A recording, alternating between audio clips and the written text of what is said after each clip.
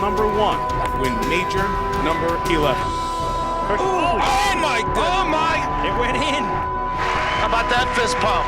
Sheer perfection. He's certainly the best of his generation. Eagle at 5. Yes! Absolute impact. A sensational in. Delicious. There have been other people in other games that have had a touch of magic, and he is blessed with that magic. He'll finish at 18, and this one for Pops. Major number 11. Tiger Woods is back in the winner's circle at the majors. He's won his 3rd British Open.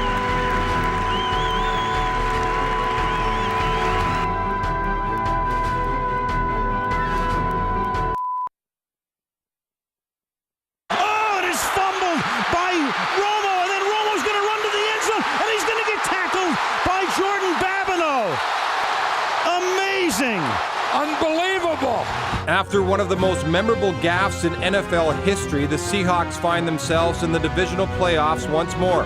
The offense hasn't been nearly as effective as last year, but it will need to be considering what lies ahead. Hey, let's don't waste no time, man. 4 quarters busting them in the mouth. The Bears never ever do it nice and easy. Oh no, they do it nice and rough. Chicago's defense was one of the league's best and shut down Seattle in Week 4. But the real weakness in the Windy City lies on offense, and specifically Rex Grossman. All the heat and all the attention was on Rex Grossman. I'm so confused why I do some of the things I do. After a blistering start, Grossman struggled with consistency. The bottom line, if Grossman continues to falter, Chicago could be in trouble. The NFC's other divisional matchup sees 2 of the feel-good stories going head-to-head. New Orleans and its Saints together again. You could not script this any better. The Saints have brought a much-needed lift to New Orleans in the wake of Hurricane Katrina. The offense has been solidified by the resurgent Drew Brees. McNabb trying to create something, and he got hit. He's in some pain. He said, I think it's towards ACL. So, hey, just keep fighting, man. We'll pray for him and get with him after the game. Meanwhile, the Eagles' playoff aspirations appeared all but over after Donovan McNabb went down with a season-ending knee injury. But that was before Jeff Garcia put on his glass slipper. Jeff Garcia was brought here exactly for this reason. He's a professional quarterback. The 36-year-old has led Philly to victory in its last 6 games, including a win over the Giants on Wild Card Weekend. Brian Westbrook provided a strong ground attack and will need a repeat performance if the Eagles are to stand a chance.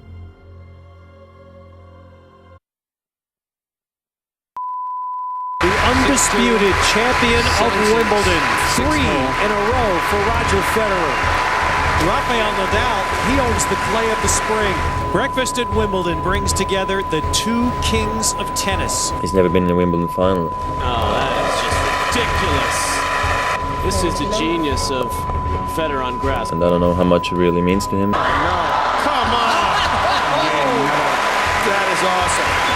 If it means more than the French Open, I don't know. Federer Nadal for the Wimbledon title. It is perhaps the greatest year in the history of professional golf. 2000 marked the year of Tiger Woods. He racked up 9 wins, 17 top 10s, and was first on the money list with over $9 million in earnings. He also won the last 3 majors of the year, which would eventually lead to what is known as the Tiger Slam. He has taken the torch and he's running with it.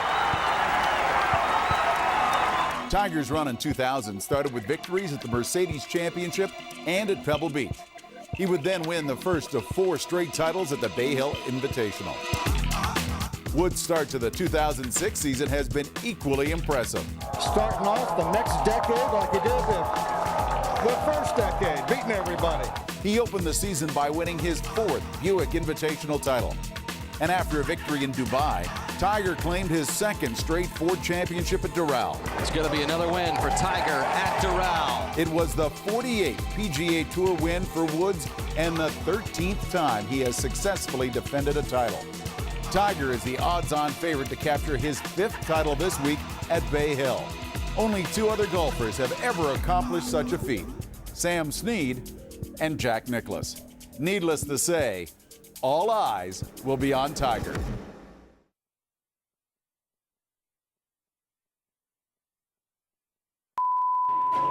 This is a tournament that I dreamt of winning as a kid. Doesn't like this one. Going way left, way left. I cannot believe he didn't hit forward there. I've spent hours practicing, days, countless hours practicing. And I believe it's gone backwards. Came out here weeks and months in advance to get ready. If he doesn't pull this off, he's going to lose the Open. Well, it's got the front left bunker. Fried egg in there. I had it right there in my hand, man. It was just right there, and I let it go.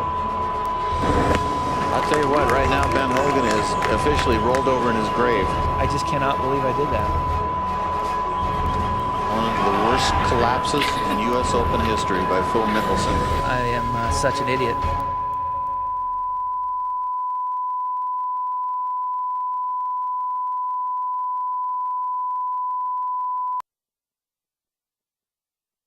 It's a game 23 years in the making. Ever since former Colts owner Robert Irsay literally picked up and moved the franchise to Indy, the city of Baltimore has been waiting for their shot at redemption. This Saturday, they get that opportunity. The Colts, it was all about their offense, but in this big game, they couldn't get it done. They'll be facing the AFC's perennial playoff pushovers. After dispatching Kansas City last week, Indy makes its 4th straight divisional appearance against the league's top defense. Listen, it doesn't matter what they do. You don't understand that. These people cannot score on us. They cannot score on us. They can't even move the ball. Meanwhile, the Colts' high-octane offense sputtered against the Chiefs as Peyton Manning was picked off 3 times. This is unbelievable. Peyton Manning is simply one of the great quarterbacks in the game, and it has not translated to the playoffs. One bright spot was the play of their much-maligned run defense, which held Larry Johnson in check, 32 rushing yards total. But they'll be tested once more against Jamal Lewis and the resurgent Steve McNair. The experience, the wily vet Steve McNair makes them pay for the mistake early.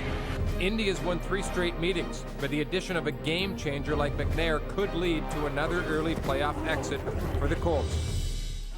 The AFC's other divisional matchup sees the NFL's most battle-tested team squaring off against the league's brightest star. LaDainian Tomlinson, he's really something special. He just has, so many moves, but then to go with these moves, he has great speed and strength. As the saying goes, in order to be the man, you've got to beat the man. This Sunday, the NFL's reigning MVP and his top-ranked Chargers look to do just that. And for the 3rd time in the last 4 years, the Patriots celebrate winning the Lombardi Trophy. After last week's wild-card win over the Jets, Tom Brady is now 11-1 in NFL playoff games dating back to 2002. But despite their inexperience, the Chargers remain the league's most all-round team, boasting a solid offensive attack and a defense led by this year's sack king. Sean Merriman with the sack. I tell you what, Sean Merriman is a special player. It seems destined to be a classic, with the onus squarely on Bill Belichick to devise a way of shutting down the game's most electrifying player.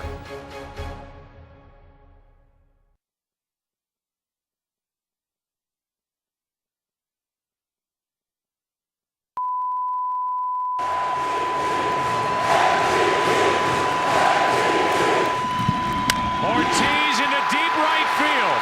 Back is Sheffield. We'll see you later tonight. It happens more often than not. A game on the line ends with one swing of his bat. Here's David Ortiz. You see that number today with 3 hits. This could be 4. Back it goes. It's over. The Red Sox win, and they're moving on up. And with every game, Boston Red Sox DH David Ortiz continues to add to his legacy of late-game heroics. Ortiz fights it off center field. Damon run into the plate, and he can keep on running to New York. This type of consistent performance begs the question, is Ortiz the greatest clutch hitter ever? 3-2 pitch. Ortiz hits it in the air to center field. Newhand back, looking up. It's gone! Ortiz and the Red Sox walk off with the win! Big Papi now has 5 game-ending hits this year. In 4 seasons with Boston, he has 12 walk-off hits, 8 of those home runs, the most in the majors during that span. Ortiz hits it in the air to deep right. How many times can you go to the well? David Ortiz, a walk-off 3-run home run. Ortiz has hit 21 home runs in late-inning pressure situations since August of 2004. No other player has more than 13 in that span. The payoff pitch. Big Papi hits it to deep right field. Big Papi and the Red Sox walk off with the win. Ortiz has now hit 3 walk-off home runs in the past 51 days. Only Barry Bonds has achieved such a feat in a shorter period of time. Ortiz into center field, hit well at the wall. Ortiz has done it again. He is amazing. What a legend. With all his late-game heroics, Ortiz has earned his place as one of baseball's all-time clutch hitters. But the real question might be, what more does Big Papi have in store for us?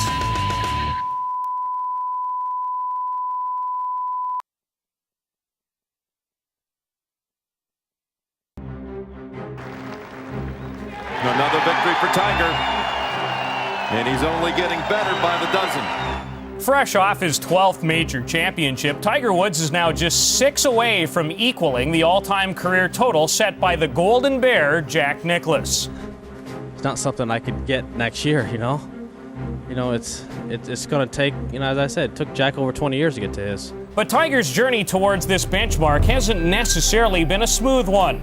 Shortly after his 1997 Masters victory, Woods and his coach at the time, Butch Harmon, decided to alter what seemed to be the perfect golf swing. There's a lot of things that I didn't like about it at the time, and I definitely don't like about it now. That's one of the reasons why I changed my swing. What resulted from these changes has been described as possibly the greatest stretch of golf in the history of the PGA. There it is, as grand as it gets. And Tiger has his slam. But as good as Tiger's swing seemed, he realized that taking 2 steps forward required taking a step back. I had enough little things that I had to work on, and I just like a laundry list of just little things, never anything big. Woods decided to shake things up once more, but this required a period of adjustment and sacrifice. For him to stand there in every one of his interviews and say, I'm close, I feel real good about what I'm doing, I think it might be a little denial. And Tiger on the tee. God damn you. He won only once and finished 4th on the money list. He hit new lows in driving accuracy and greens in regulation and lost his spot atop the world golf rankings. And Vijay Singh will take over #1 in the official world golf ranking. Other contenders who had always taken a back seat to Woods began to conquer the aura of Tiger that had enveloped the golfing world. Look who's on top of the world of golf. Phil Mickelson, the champion, 2006 at Augusta. But Woods never deviated from his ultimate goal, saying, only 2 players have ever truly owned their swings, Mo Norman and Ben Hogan. I want to own mine. That's where the satisfaction comes from. And at this year's British Open, a new Tiger was unleashed. He'll finish at 18, and this one for Pops. Major number 11. Tiger Woods is back in the winner's circle at the majors. Woods was back, and back with a vengeance.